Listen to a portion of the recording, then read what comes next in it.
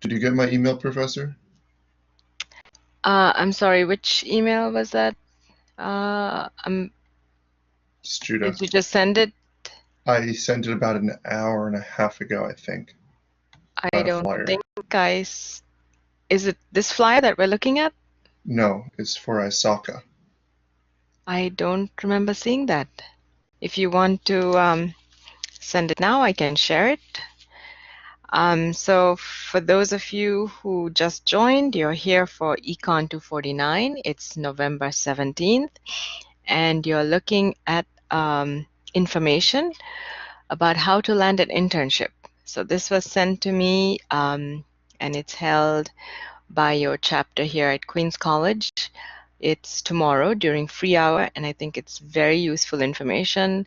So there's a Zoom meeting and a passcode. Make sure you look into something like this because it's here to help you with your career, right? And Judah, did you just send that to me?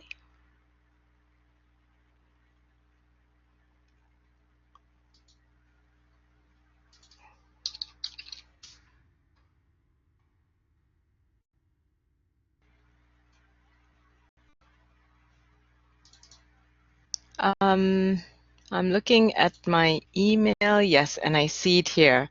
So I'm going to share this as well. I must have missed this.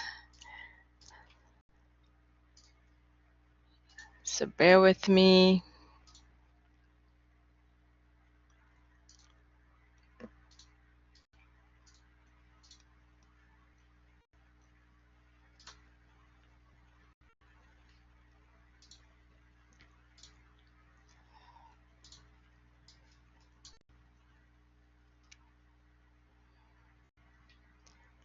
Okay, so the second flyer that I'm going to share with you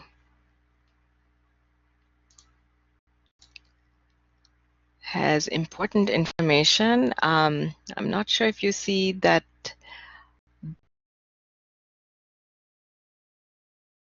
It's a little lighter than expected. Yeah, so we're having a virtual interviewing tips and techniques event next Monday at 5:30 with ISACA, the Information Security Audit Control Association, and Cybersecurity Group. It'll be very interesting. Richard Ballrum, our previous president and now employee of BDO, will be leading it, and we'll talking about our own virtual. Great, We'll have wonderful. everyone join So us if you, and the link here is to sign up. So maybe you want to put the link in the chat box. I will love to. And this is it's on Monday, November 23rd from 5:30 to 7. Yeah. Okay, so I'm going to go back to the previous flyer, which is tomorrow and how to land an internship. So the one you're looking at here is about cybersecurity and excellent idea about virtual interviewing with these companies.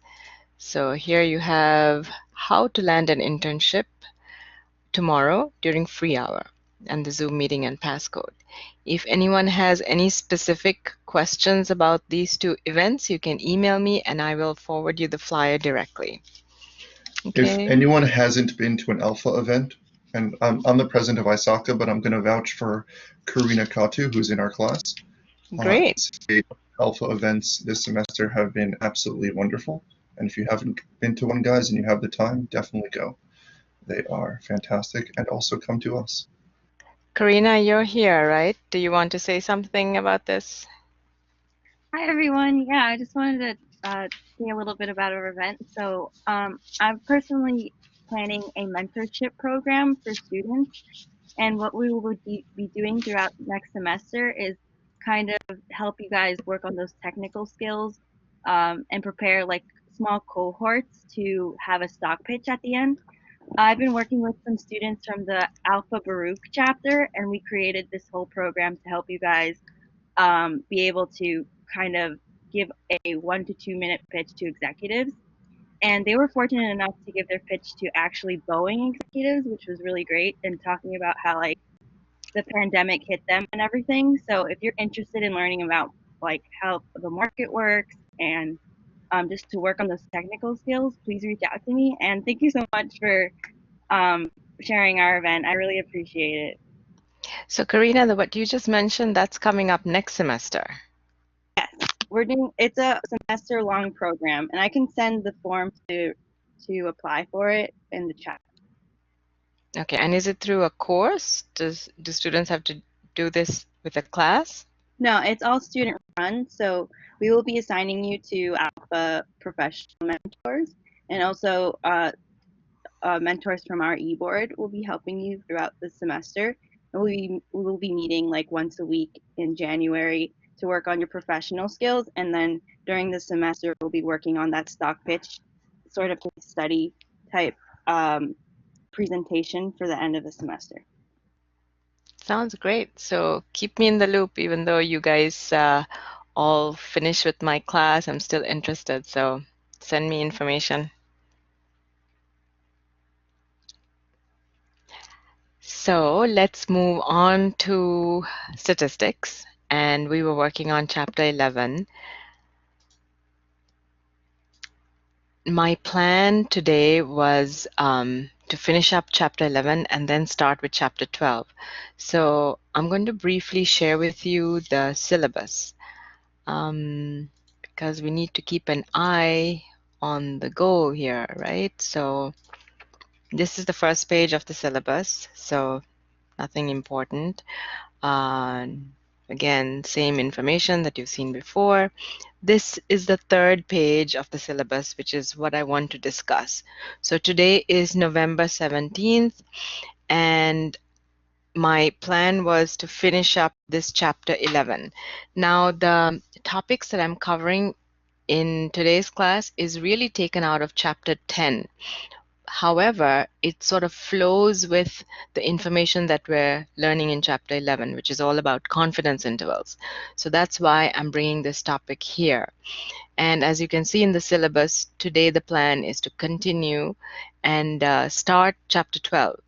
I'm not sure if I'm actually going to start chapter 12, but you have to keep in mind that the homework for chapter 11 is due this Sunday. It's a lot of exercises to complete, so you had a long time to finish it. I'm not going to change the due dates, so make sure you complete the homework for chapter 11 by Sunday.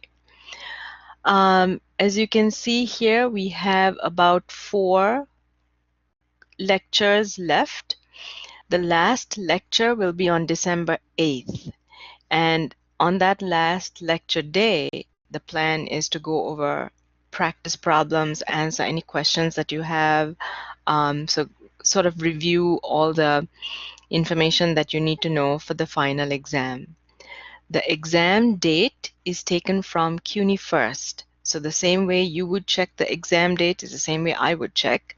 So the last time I checked, it's December 17th, which is exactly a month from today. So the time is also listed. It's about a 2-hour time slot during this class time, and it's going to be set up pretty much like exam 1 and exam 2. Now the question you asked, Alexander, is the final cumulative? Well, not really. It's everything that you studied for after exam 1. So if I'm looking at the syllabus, it would be chapters 5 through 12. So that means chapters 5, 6, 7, a little bit of 10, 11, and 12. So the beginning chapters are not in the final exam only because you already used those concepts and you already tested on those concepts in these chapters. So I think that answers the question. So if you are planning to take econometrics or economics 382, the next chapter that's coming up, chapter 12, is about hypothesis testing. And that chapter, as well as chapter 11, is really the basis of econometrics. So it will be a review of these two chapters when you start econometrics. So you really need to understand confidence intervals and this upcoming chapter of hypothesis testing to really get a solid understanding of econometrics. And I tell a lot of my students, if you've already taken statistics and you're taking statistics this semester, I strongly suggest you take econometrics immediately following statistics so the information is still fresh in your mind. So this is only if you have to take Econ 382. Trinity, your question is it going to be about the same amount of questions like the other tests? I'm not 100% sure if it will be because it depends on the time allotted for the final exam. So I have to check if it is, if they've increased the time allowed. So I will let you know closer to the date.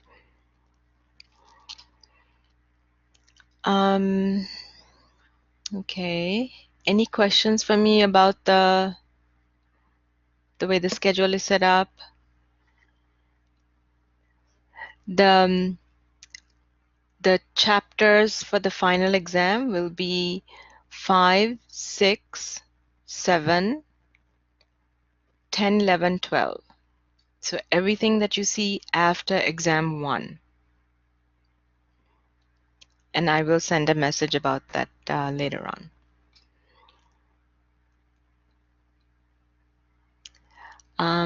Elizabeth, your question is, are there any extra point assignments before the final? So I don't have any more extra credit work. I had offered Excel assignments, and that was my way of helping you boost your grade. So between the homework and the Excel assignments, that's all I have. I don't have any more extra credit assignments. And as you saw in the last two exams, I was able to give partial credit, and your grade was slightly improved. So I don't have anything else that I will be doing.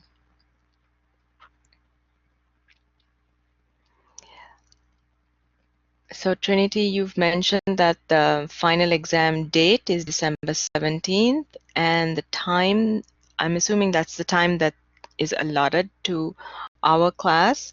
It's 11 a.m. to 1 p.m.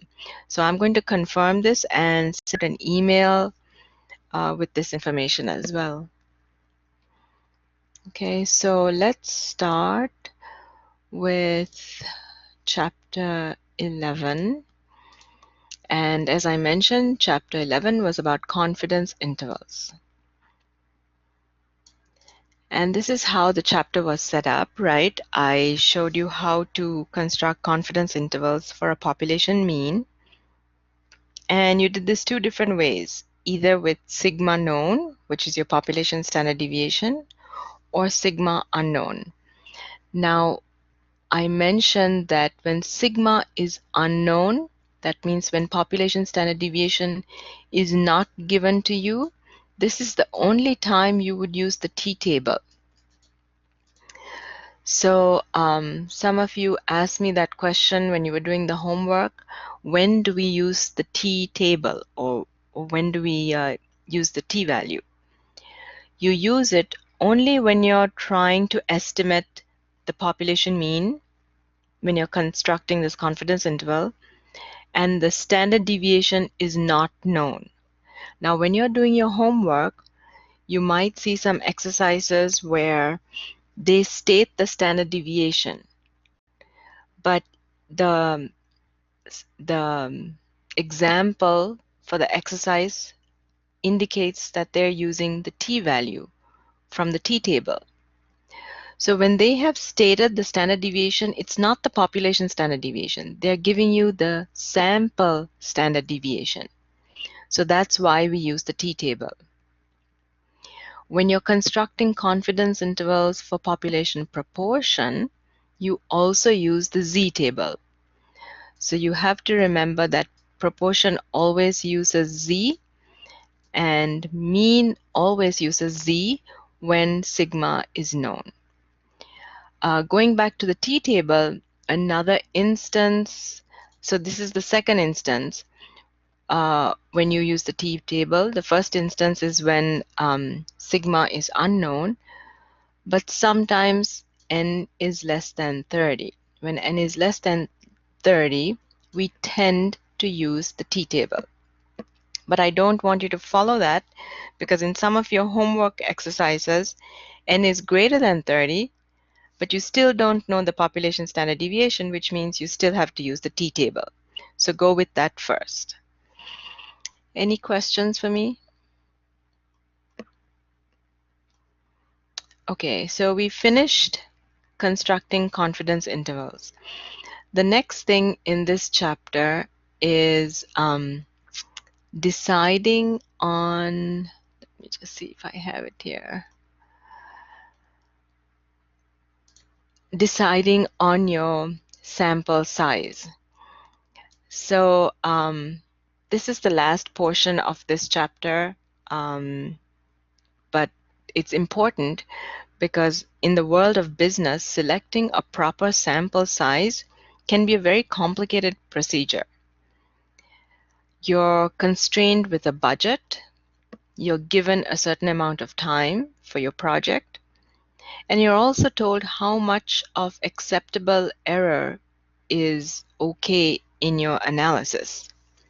So if you take a sample size that's too big, that means you need a lot more resources. You need a lot more people to collect the sample. You have to pay them. So now you have the constraint of the budget. It's going to take a long period of time depending on your project timeline. So you need to consider a lot of things. Although we know that a larger sample size may give you an answer that is closer to the true population parameter. At the same time, a sample size that's too small won't do the job, right? Because it might not give you an accurate answer. It might not reflect every characteristic of the population. So today's class is really about determining the optimum sample size. How do you know what's the ideal sample size? Well, it depends on a few things. I'm going to find the other slide.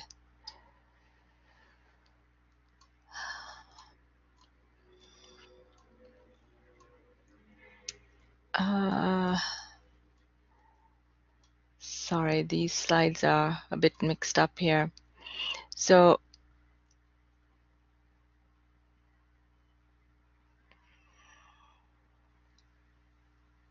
we're going to start with determining a sample size for population mean. So first, let's figure out what the ideal sample size is when you're dealing with confidence interval for mean, and then I'll switch to confidence interval for proportion. Okay, so what should the ideal sample size be? In other words, what should your value of n be? So let's start with the formula that we do know for constructing a confidence interval for a population mean. Now remember, in this case, sigma is known. So if sigma is known, you're immediately thinking, I'm going to use the z-table. So if I look at my confidence interval formula for population mean, when sigma is known, this is the formula that we worked with in the last few classes. X bar plus or minus z subscript alpha over 2 times sigma over square root of n.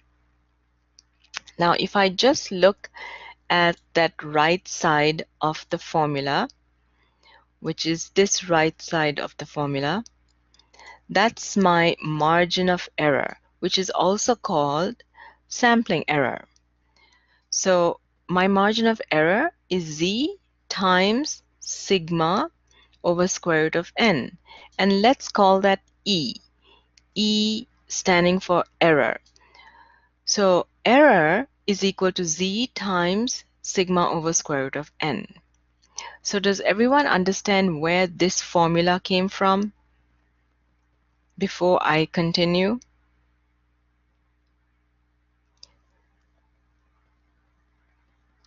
So we need to understand that error is equal to the right side of my confidence interval formula. Now looking at this formula, if I rearrange it, I can solve for n. N is my sample size. So if I rearrange it, I'm actually switching my n with my e. So n is equal to z squared times sigma squared divided by error squared. So now I'm saying that in order for me to calculate the ideal sample size, I need to know what the amount of acceptable error is. So that's this value. I need to know from past historical data what the population standard deviation is. And I need to know how confident we are going to be of our answer. So if I'm working on a project and I'm told that I have to be 99% confident of my answer, and the amount of acceptable error for this particular project is a certain amount, let's say 5%, and in the past the population standard deviation was a certain amount, then it's very easy for me to come up with the ideal sample size. Any questions for me?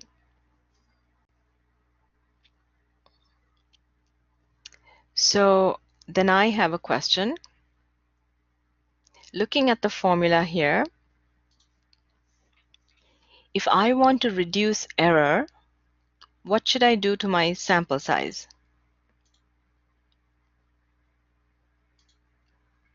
Increase sample size. Okay, I agree. Yes, so if I want to reduce a value in the denominator, what happens is my value for n will increase. So yes, I agree. I increase my sample size. Another question, again looking at the formula, if I want to increase my level of confidence, what happens to my sample size? If I want to increase the level of confidence, what happens to my sample size?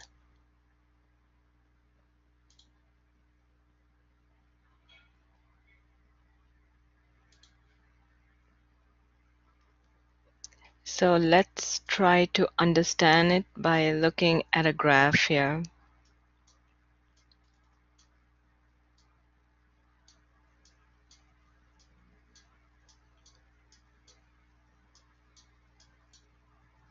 So if this is, let's say, 90% confidence, and from my 90% confidence, I can get the value of z. But then the company that you work for says that, you know what, we want to be even more confident of our answer. In fact, we want to be 99% confident of our answer. So now my z values are here. So that means this value is going to change. So when I increase my level of confidence, what's happening to my sample size? It also increases. Armila, Oscar. Armila, you're right. Oscar, it would increase. When a number in the numerator increases, then n will increase. So this is what we need to understand when we're looking at a formula. I don't expect you to memorize this stuff. It's very simple when you visualize the question and look at the formula. Okay, so again, two things here. To reduce error, we increase sample size. To increase confidence, we increase sample size. Okay, so let's move on where we can apply this formula to a word problem. Okay, so this is the question. The question says, sampling error of plus or minus $5 is desired with 99% confidence on estimating the population mean. Standard deviation is assumed to be $25. What sample size is required? Okay, so a couple of things here that we have to assume because it's not really given to us in the question. But let's see what the question is asking. So the question is saying what sample size is required, and they're giving you some variables. The first thing is sampling error of plus or minus $5. Okay, so this means sampling error is the same as margin of error, which is equal to error. So I can say that error is equal to 5. E is equal to 5. Now I'm going to make a point because you might have some exercises in your homework which refers to error but gives you the value in different ways. So the terminology is slightly different. So the first way of stating sampling error is this way, is to say that error is equal to plus or minus 5. So actually what I'm going to do is I'm going to type it in. So one way is saying error is plus or minus 5 means that error is equal to 5. Another way is saying error is within 5 units. So if error is within 5 units, that means error E is equal to 5. The third way it could be stated is that error is not more than 10, which means error is equal to 5. So I'll give you a moment to look at these 3 different ways. Error is plus or minus 5 means E is equal to 5. And that's what's given in this question. Or it could be stated error is within 5 units, which also means E is equal to 5. Error is not more than 10 means E is equal to 5. Not more than 10 means plus 5 minus 5, not more than 10. So make sure you recognize the different ways of how margin of error or sampling error can be stated in the question. Okay, so now we have that. The next thing we're told is the confidence level. So we have to be 99% confident, and that's what we're going to use to calculate Z. Now here you're told that you're estimating population mean. So that's the indication that Z is going to be used because population mean could be either Z or T, but you're told that the standard deviation is 25. So population standard deviation is given to you. So that means sigma is 25. So we're going to be using the Z table. And then you're told to find N. Okay, so make sure you understand what the question is asking before you begin the calculations. Any questions for me before I move on to the next slide?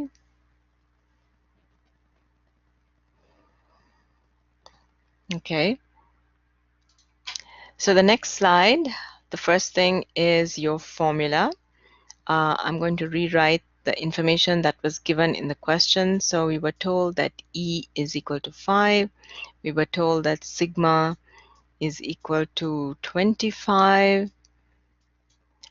And we're told that we have to be 99% confident of our answer. Okay, so E is given, sigma is given. Now, in order to find Z, you could do it in 2 different ways, actually 3 different ways. You could look up your Z table, or you can type in this formula into Excel. But before you look up the Z table and before you type up your formula in Excel, you have to draw your graph so you can visually understand what it is you're looking for. So if you draw your graph, you're told 99% confidence. And the idea is to find these 2 values, these 2 Z values. So you could either look up the negative z-value, or you could look up the positive z-value.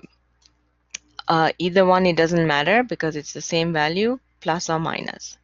So if we look up the negative z-value, that means we need to know the area from negative infinity up to that negative z-value point. So so this is an infinity, up to this point. Okay. So who can tell me what the area is in this unshaded region from negative infinity up to negative z? How do I get that? This area is alpha divided by 2, right? So how do I get that area?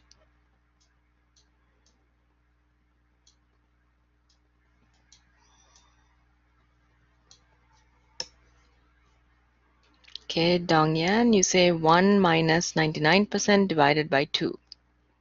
Okay, Red, let's see if you're right. So you said take the entire area under the curve, which is 1, subtract it from the shaded region, which is 0.99, and then divide it by 2. And then do you want to double check, Red, what your answer is?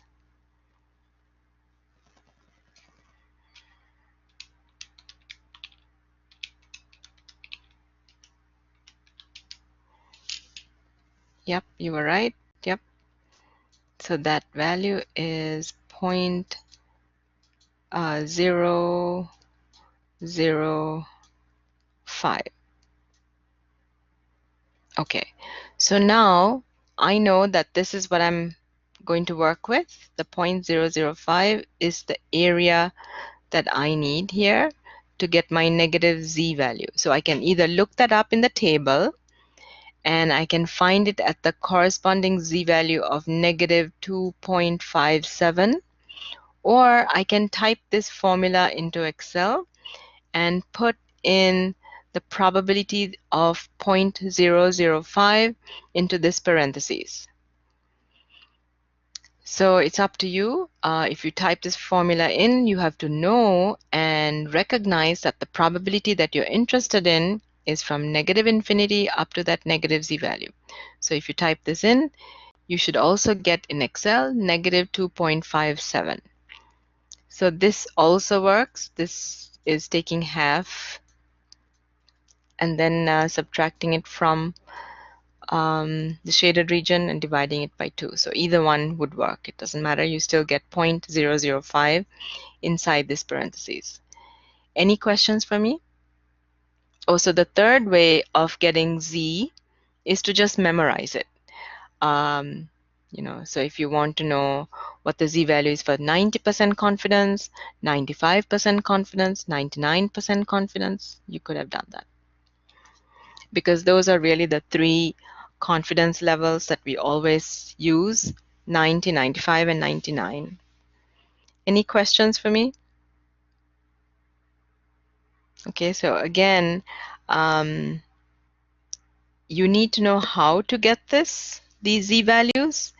It doesn't matter which method you use, but just in case one of the problems asks you to be 98% confident of your answer, you need to know how to get it without just memorizing it.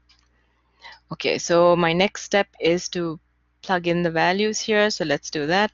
So n is equal to z squared. Now z is 2.57 squared. So that's why it didn't matter if I did negative or positive because I'm squaring it, times sigma squared. Now sigma is 25.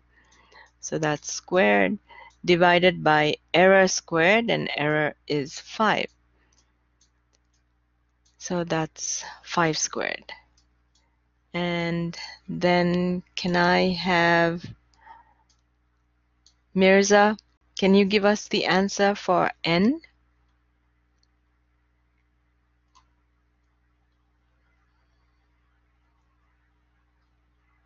And Brandon Hannon, can you give us the answer as well?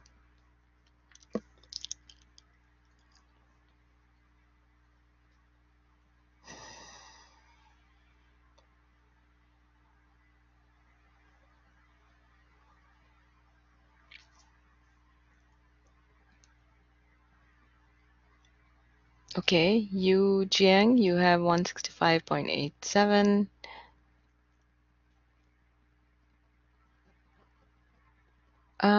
I'm getting many different decimal places from everyone.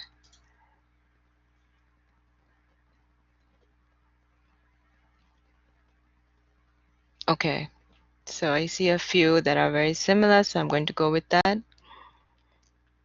165, and let's go with 1225.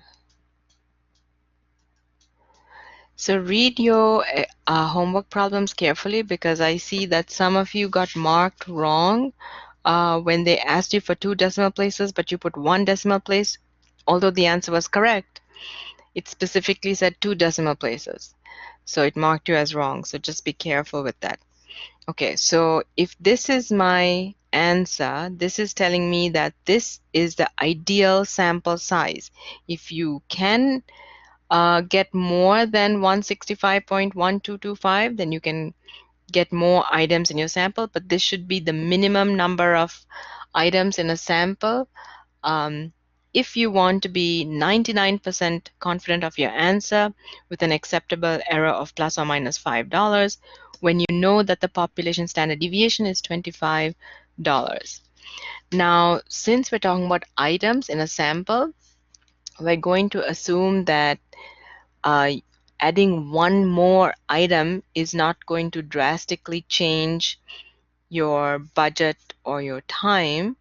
So we're going to say that sample size of 166 is required. So we round up. It doesn't matter if your decimal is 0.12. We're always going to round up with sample size.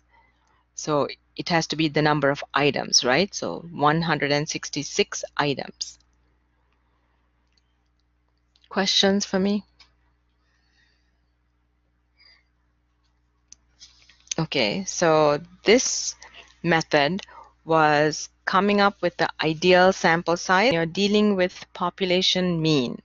Now I'm going to switch to determining the optimum sample size when dealing with proportion. And I think it's missing in my slides. Okay. So determining sample size for proportion. In other words, what should the sample size be? So I'm going to cross this off here because I've already covered proportion in the last class. So let's start with the formula that we do know for constructing a confidence interval for a proportion. And that formula we saw in the last lecture. So p hat plus or minus z times square root of p times 1 minus p over n. So remember, we always use the z table with proportion.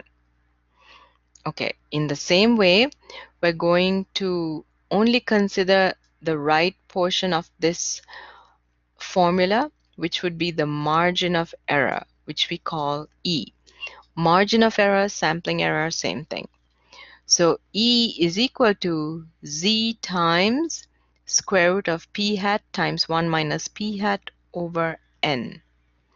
So now if we rearrange this formula and solve just for n for our sample size, that means I'm really switching E and n.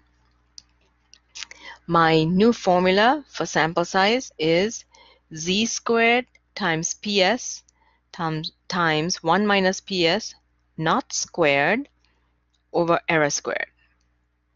Okay, again, E stands for sampling error or margin of error.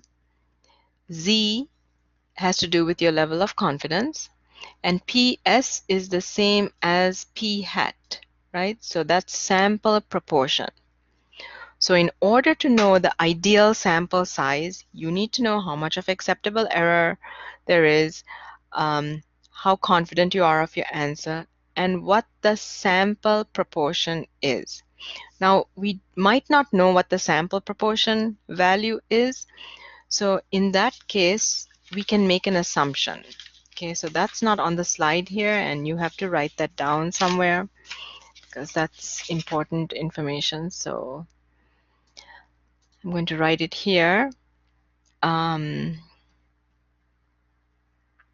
We can assume, actually, let me rewrite this.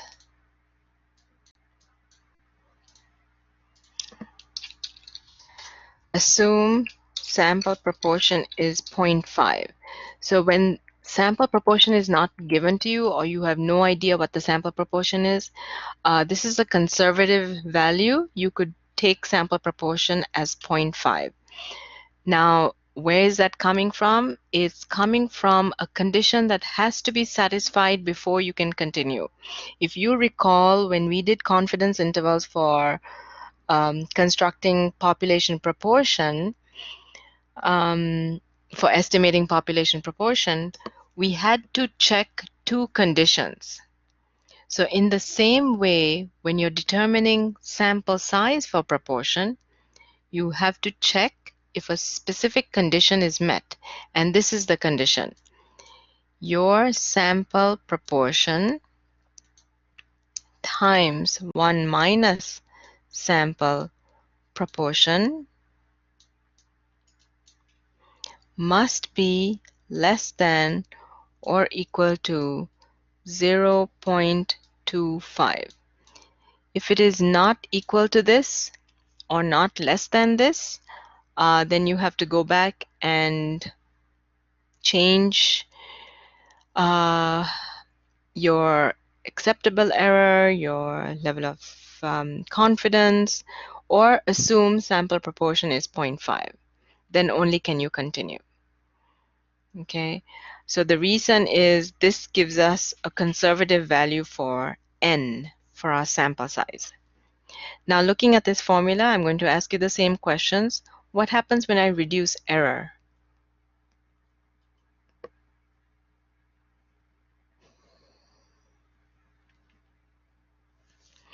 So looking at the formula, what happens when I reduce error? Numerator increase. Yes, so sample size increases, right? N increases. Yep. And when I increase my confidence level, that means the value for Z increases, which means my sample size increases. So again, I keep saying these things because you're asked in your homework and possibly in the final exam to determine new sample size values or try to figure out what happens to error when you increase sample size, which means error decreases. Okay, so let's look at a word problem and apply this.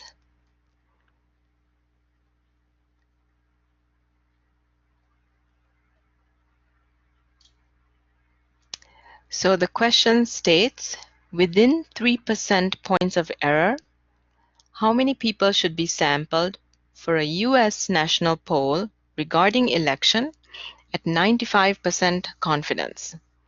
Assume PS is equal to 0.5. Okay, so first of all, you're asked how many people should be sampled. And now there's only two methods. Either you look at trying to figure out the sample size for a mean or trying to figure out the sample size when you're dealing with proportion. Well, you're told in the question to assume PS is 0.5. So that's your first clue that you're dealing with proportion. So before you do anything, the first thing you're going to do is check the condition. So can I have Jazib check this condition? And we're going to check whether PS 1 minus PS is that less than or equal to 0.25, and let me know what you get. Why is this a condition? Because when we deal with proportion, we're dealing with a sample proportion.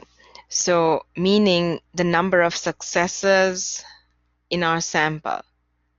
So if we don't have the number of successes, the minimum number of successes in a sample, we cannot continue with these proven formula and these theorems. We have to go back and reconfigure because it's not a good representation of the population. Okay, so remember, successes is whatever characteristic you're interested in. So we have to remember to check these conditions. So I gave you two conditions when we were checking confidence intervals for proportion, and now you have one condition to check when you're dealing with sample size for proportion.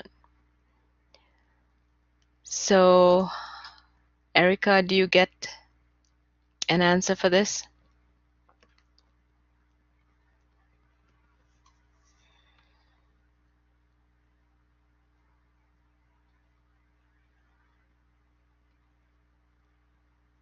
So Yujiang, you say it is equal to 0.25. Anyone else? Okay, so Rad, don't forget you're also going to multiply it by 0.5. So yes, when we check it, we see that it is equal to 0.25, which is fine. As long as it is or less than 0.25, we can continue. Okay, so we're trying to find n, right? How many people should be sampled? So the question is asking me to find my sample size. Actually, let me go to a blank screen so I can write this down. So let's start with E as my error. So within 3% points of error. So what is error in this case? The question says within 3% points of error, how many people should be sampled for a US national poll regarding election at 95% confidence? Okay, so Jeffrey and Urmila, you say 0.03. So I'm going to write 3%, which is equal to 0.03. Okay, and I was told to assume that the sample proportion PS or P hat is equal to 0.5. So if there's no way of knowing the sample proportion, it's okay to assume PS is equal to 0.5, and that's what the question told us to do. The question also said that we are interested in a 95% confidence. Okay, so that's what I'm going to use to find my z value. Okay, so plus or minus z. Okay, so that's my next step, to try to find z. So I'm going to draw my graph here.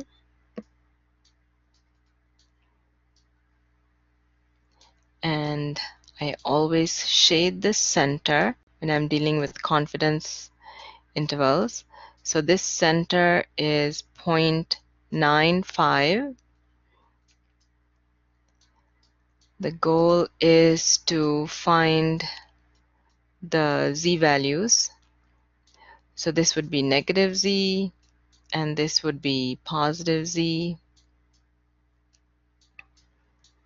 This unshaded area is alpha divided by 2. Same thing here, alpha divided by 2. Now I can figure out what these unshaded areas are. Can someone help me? Okay, Rad, that's what you found for Z. Urmila, you said the area is 0.025, okay? So that means I take the entire area under the curve, which is 1, minus 0.95, and then divide it by 2,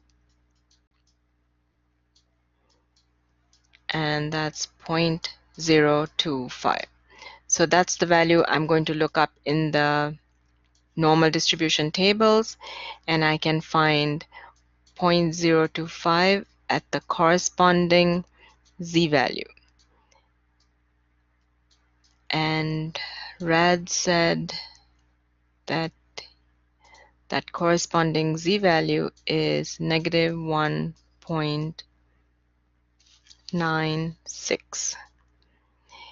And Yu Jiang, if you typed it into Excel, what you would put in the probability is 0.025. That's right. You would put this area into the parentheses, and Excel would tell you that the value for Z is negative 1.96. So this is plus or minus 1.96. Any questions for me?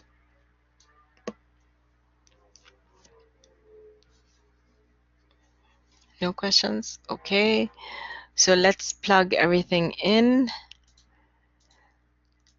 So N is equal to Z squared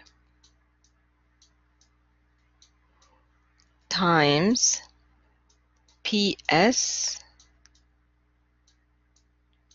1 minus PS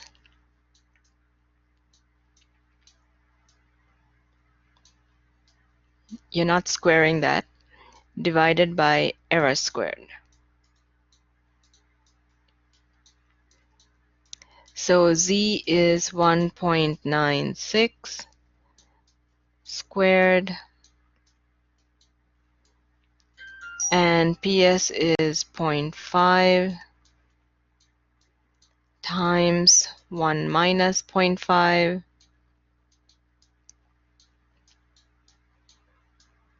not squaring, divided by error, which is 0.03 squared.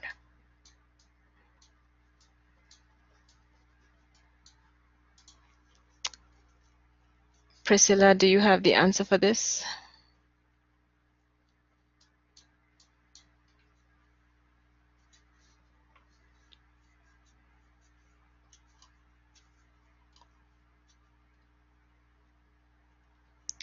Eugene, you got 1067. Okay. So I'm going to go with that. 106. Elizabeth, check your numbers again. I think you're missing a 7 there. Okay. So going back to the question, right? Question is saying, how many people should be sampled for a US national poll regarding election? So if I want to be more specific and say the number of people who have to be sampled, yes, RAD, we would round it to 1068. 1068 people have to be sampled. I'm going to go to the slides now. Any questions for me? You might want to take a picture of this because I'm not sure if the slides would have all the details that you're looking at here.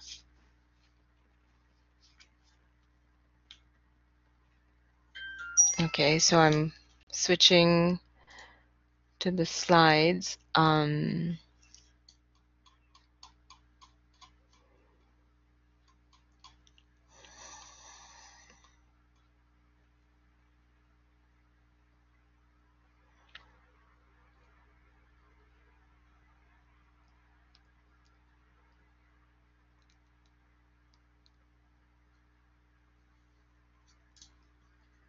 And that's what we found. So given with the variables that were given to us, we were able to find that 1068 people must be sampled from the population of all people in the United States. Okay, so now I have a few questions. This question was about sampling people on their opinion regarding the election. Okay, and they say it's a US national poll. So they're asking people across the US about something about the election. And let's say you were working for this company and they wanted you to figure out first what the ideal sample size is. How many people should be sampled? Well, you did all this and the company told you that, well, we have to be within 3% points of error, meaning our margin of error should be 3%. And we want to be 95% confident of our answer, so tell us how many people should be sampled. And you came up with this value, 1068. Now, does anyone know what the population of the United States is? Approximately.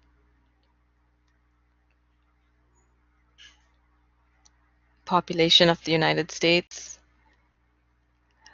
Danielle, you said 350 million, 331 million, Mihak Preet. I'm actually not sure what the correct number is. 328 million seems about right. So let's say about so Gilbert, you said the exact value is 328.2 million. Okay.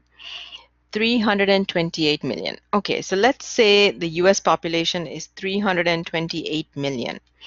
Now, if we're talking about the election, maybe we want to include people who are eligible to vote, who are 18 and over and who can vote. So I don't know what that number is. Let's just assume it's half the population. Okay, so that's 164 million. So again, I'm making these numbers up. I don't know if it's accurate. 164 million is your population. And you need to survey a few individuals in a sample. So you came up with this number saying that you need to have ideally 1068 people in your sample. Now you know that if you increase your sample, you're going to have less error.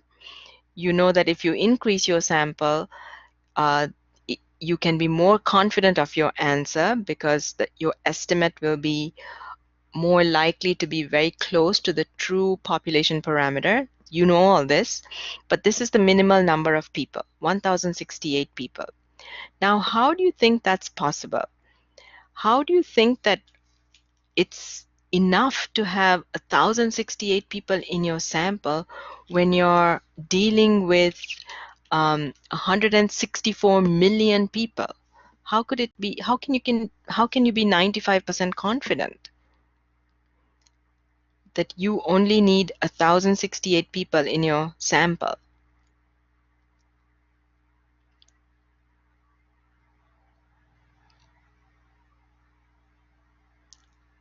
So again, my question is, how can this calculation that we're looking at be so accurate?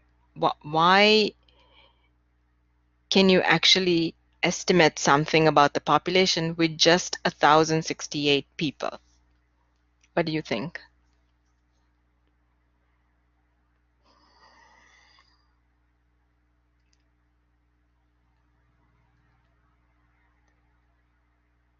It's a proportion?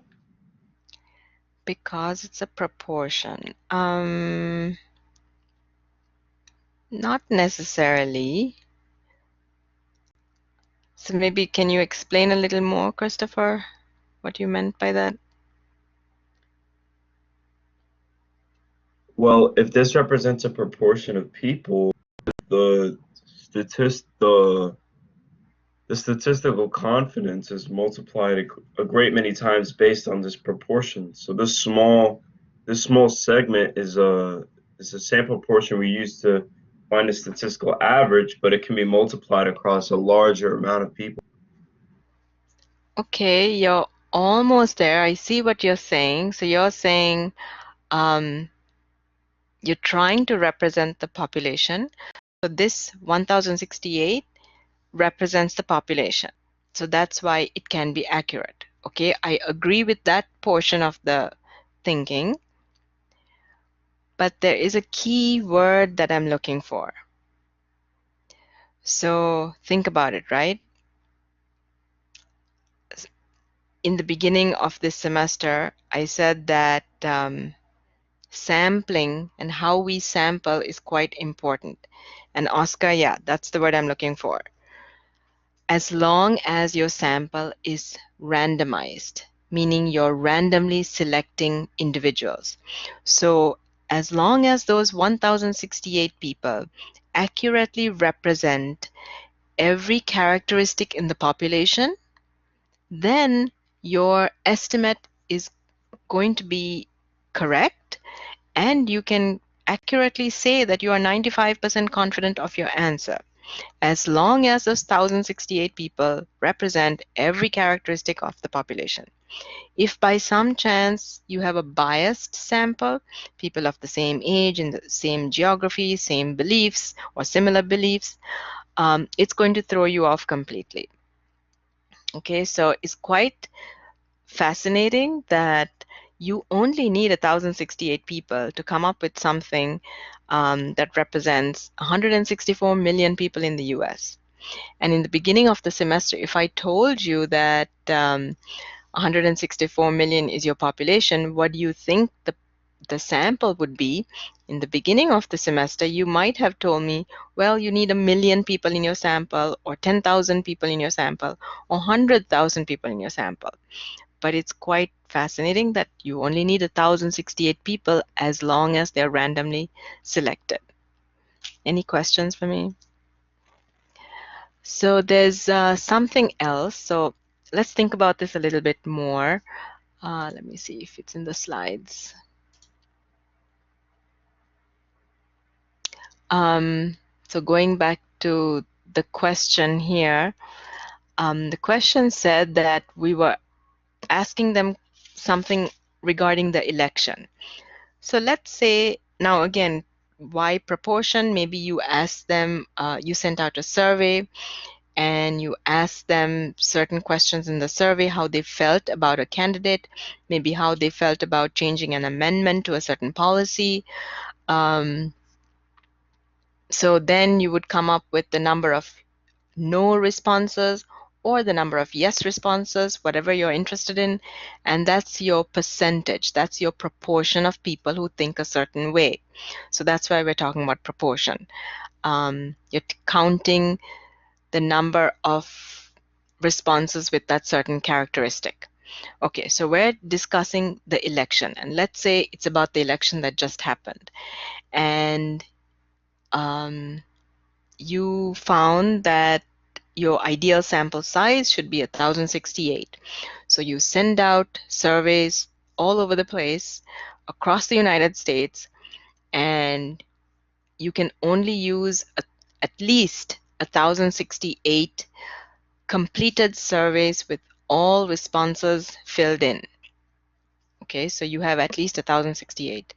And you followed all the methods that we just discussed. You randomly selected, you covered every different demographic group, and you found out that the percentage of people who are more favorable to a certain candidate is, I don't know, some 60%. Okay, made that up. 60%. Election came, election went. And now you found out that your estimate, this 60%, or your range, whatever it is, let's say 57% to 63%, whatever your interval is completely off. It's completely different from the election results. Now, what do you think happened? Why would that happen? You followed all the instructions, you randomly selected, your calculations are correct, and your estimate, in spite of being 95% confident of your answer, is completely different. Christopher, what do you say? That it's weird, but then I would assume that the voting population is not as randomized as the U.S. population. So there's inherent biases, like perhaps they're of a certain creed, perhaps they're of a certain age that might mess up your randomization of your poll. Sure, I totally agree. So maybe it's not actually a random sample. You thought you were dealing with a random sample. Okay, so that's one problem, that you didn't actually deal with a random sample. Any other problems that you could see? So when you send out this survey, the first question maybe on the survey is, are you planning to vote? And people, Jonathan, could, like you said, they could have lied and said, yes, I plan to vote, but actually they didn't vote. Or yes, I will be voting for candidate A, but actually voted for candidate B. So people could lie. So that's your second option, that people might not vote. And they said, so they're doing the opposite of what they answered in the survey. Rad, you have another point saying some people may be influenced by the media. Okay, so that's your third option. The third option is, remember, we're dealing with people, and people always change their minds. They could be influenced, they could change their minds. What they said they're going to do today, they might change their mind and do something different on the day of the election. So these are the issues that we're dealing with when you try to estimate.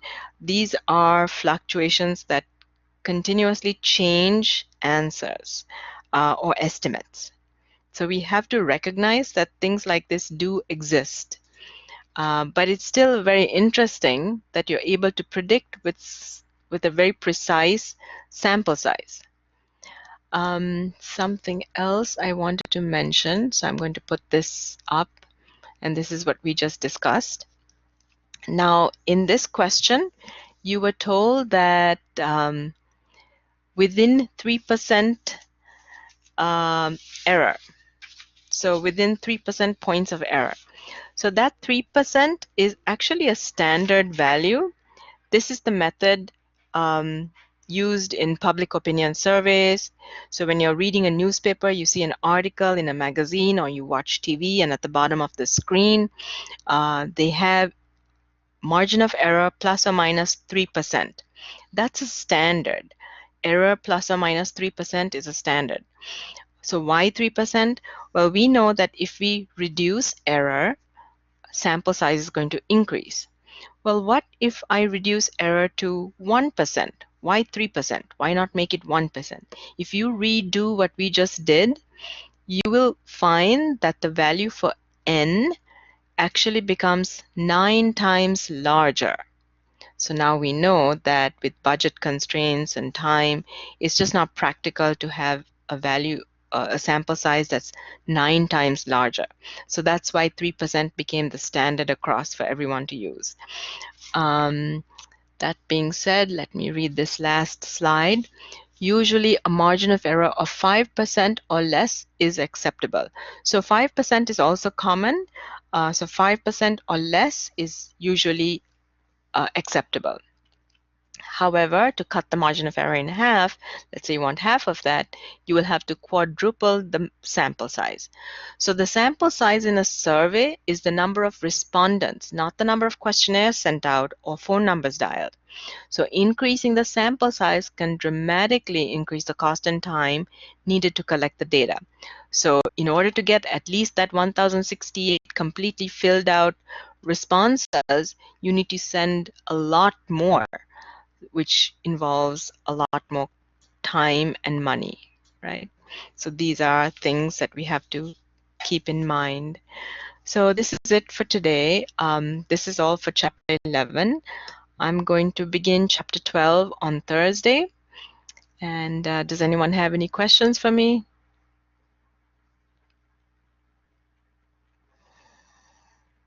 Okay, so I'm going to stop the recording.